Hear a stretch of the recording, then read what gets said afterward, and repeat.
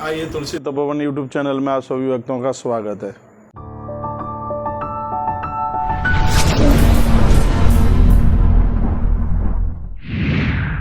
इस वीडियो में हम चर्चा कर रहे हैं कि एकादशी का व्रत कब है, उसका मुहूर्त जाने और इस एकादशी का नाम क्या है और इस एकादशी की महिमा क्या है। इस वीडियो में हम ये चर्चा कर रहे हैं। आइए सबसे पहले तो तुलसी तपोवन यूट्यूब चैनल से आप जुड़े हैं, आपका बहुत बहुत धन्यवाद है। ये एकादशी आज है श्रावण शुक्ल पक्ष 11, इसको पुत्रदा एकादशी के नाम से जाना जाता है। आज हो गई है 18 अगस्त, दिन है आज बुधवार 2021। इसमें हम इस एकादशी की चर्चा कर रहे हैं। ये एकादशी यानी मंगलवार रात्रि लगभग यह है एकादशी 3 बजे यानी 18 तारीख के आज भोर में सुबह 3:15 बजे से एकादशी आरंभ हो चुकी है और उदिता में एकादशी है। आनंद की बात यह है कि इसमें दशमी नहीं पड़ रही है। बिल्कुल भले ही एकादशी छूट जाए, यदि दशम भेदी एकादशी है तो इस एकादशी को नहीं करना चाहिए। यदि ये कल 19 तारीख में सूर्य उदित होने में ये एकादशी भले ही थोड़ी होती, लेकिन उसमें ये बिल्कुल उदिता में बिल्कुल है नहीं कल 19 तारीख को। यदि ये कल होती और फिर उसमें द्वादशी आ गई होती तो इस एकादशी की और ज़्यादा महिमा बढ़ गई होती, लेकिन वो कल है नहीं, क्योंकि ये तो आज रात्रि में ही 1 बज के कुछ मिनट तक है ये एकादशी। तो उदिता तिथि में ये बिल्कुल है नहीं। इसलिए परम वैष्णवों को, हरि भक्तों को एकादशी आज 18 तारीख को ही करनी चाहिए। आज ही इस एकादशी की पूर्णता है। आराम से कीजिए, इसलिए कीजिए क्योंकि इसमें दशमी बिल्कुल नहीं है। मैंने इसका मुहूर्त भी आपके बीच में रख दिया एकादशी का। वैष्णव लोगों के लिए एकादशी का व्रत करना बहुत ज़्यादा जरूरी है। सुबह थोड़ा जल्दी जाकर के स्नान नहा धो करके और इसमें भगवान नारायण का पूजन होता है। सालग्राम भगवान के ऊपर तुलसी पत्रियां चढ़ाई जाती हैं। इस एकादशी का नाम पुत्रदा एकादशी है। बहुत ध्यान से सुनिएगा। इस एकादशी के करने से घर में संतान का जन्म होता है। गर्भ में संतान समाप्त हो गई है या जन्म लेने के बाद मृत्यु को प्राप्त हुई है, ऐसी मातृशक्ति और पुरुषों को संतान प्राप्ति के लिए पुत्रदा एकादशी करनी ही चाहिए। आइए अब मैं आपको थोड़ी एकादशी की कथा सुनाई देता हूँ। एकादशी की कथा इस प्रकार है। इस भारत की पवित्र धरती पर एक राजा रहते थे और जिनका नाम था महीजित।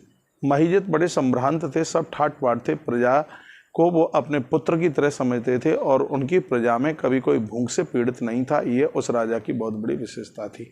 लेकिन कमी एक ही थी कि राजा को कोई संतान नहीं थी। तो राजा बहुत दुखित होता था और उसको यह लगता था क्या यह सूर्य मेरे साथ ही अस्त हो जाएगा, डूब जाएगा। राजा ने बहुत लोगों का संग किया लेकिन उसको कहीं भी समाधान नहीं मिला।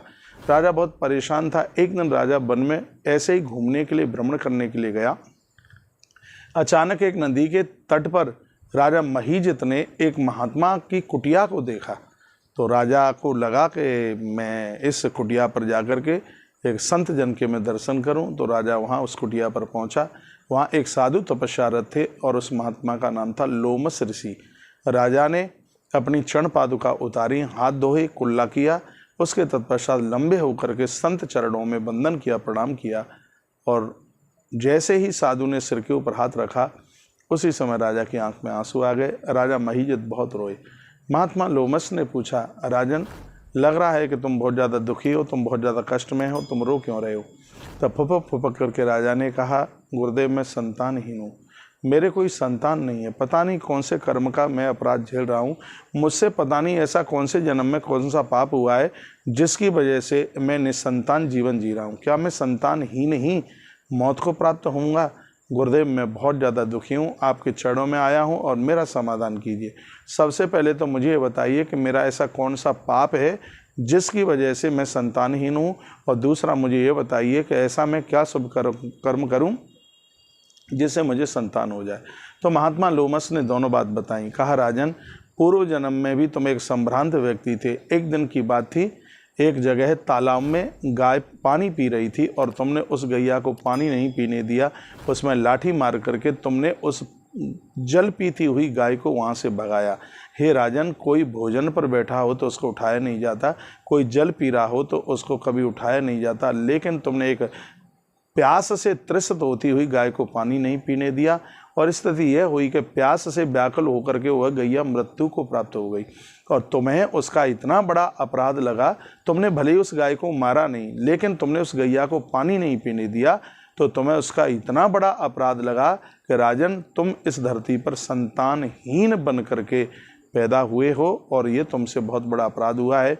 जो दूसरे को भोजन से वंचित करता है राजन, जो दूसरे के नौकरी को मारता है, दूसरों के व्यापार को ख़त्म करता है, दूसरों के पैसा कमाने की स्थिति को समाप्त कर देता है, लोगों को बेरोजगार कर देता है, उनकी कमाई से अलग कर देता है, हे राजन उसको संतानहीन ही जन्म लेना होता है। और यह गलती तुमने की है पूर्व में राजन, इस बात का प्रायश्चित कीजिए। राजा रो पड़ा, चरणों में गिर पड़ा और कहा गुरुदेव इसके लिए मुझे क्या करना होगा वह आप बताएं। तब महात्मा लोमस ने कहा कि कुछ समय के बाद सावन शुक्ल पक्ष की एकादशी आ रही है और उस एकादशी का नाम पुत्रदा एकादशी है। तुम अपनी पत्नी के साथ में उस एकादशी का व्रत करो, भगवान नारायण हरि की कृपा से तुम्हें बड़ी सुंदर संतान की प्राप्ति हो जाएगी। लोमस ऋषि के चरणों में वंदन प्रणाम करके राजा महीजित ने पुत्रदा एकादशी जो सावन शुक्ल पक्ष में आई है, जो आज है, इसी एकादशी का व्रत किया राजा ने। और उस व्रत का ये प्रवाह हुआ, समय आने पर राजा के घर एक बड़ी सुंदर सी संतान का जन्म हुआ। प्रभु प्रेमी जनों, मैं आप सबको कहना चाहूँगा, ये थोड़ी थोड़ी पूजाएं, छोटी छोटी बातें जीवन को संभ्रांत कर देती हैं। तो इस वीडियो में मैंने आप ही से चर्चा की है कि पुत्रदा एकादशी की कितनी बड़ी है अपने आप में महिमा। यदि वंश वृद्धि चाहते हो तो कीजिए इस एकादशी को व्रत। इसकी दूसरी वीडियो में मैं आपको निवेदन करना चाहूँगा कि इस व्रत के पारण का समय क्या है, कब इसका पारण होना चाहिए। और यह वीडियो आज ही दोपहर में 2:30 बजे तुलसी तपोवन यूट्यूब चैनल पर आप ज़रूर सुनिएगा। बहुत बहुत धन्यवाद आपका वीडियो पूरा सुनने के लिए। भगवान का वंदन पूजन जरूर कीजिए। धन्यवाद। जय श्री कृष्णा, जय श्री राम, जय गौ माता, जय राधे श्याम। इस वीडियो में अच्छी लगी है आपको बात तो इसमें कमेंट भी आप लिख सकते हैं। कोई ऐसी आपकी बात हो, जिज्ञासा हो, उसका जवाब हम देंगे। वीडियो को सब्सक्राइब भी चैनल को सब्सक्राइब भी करें। वीडियो को लाइक और शेयर करना ना भूलें, इससे हमारे धर्म को बहुत बड़ी ताकत मिलेगी। आपका बहुत बहुत धन्यवाद कार्यक्रम से जुड़ने के लिए।